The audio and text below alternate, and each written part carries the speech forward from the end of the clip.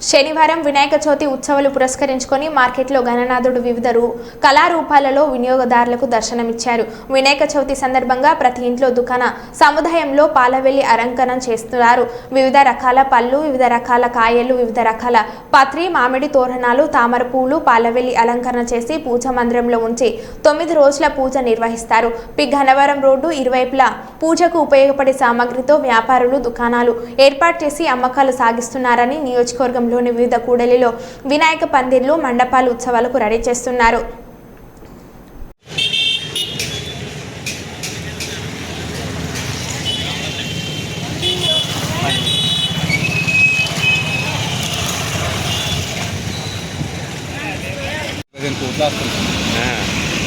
bank चंदी bank इतना bank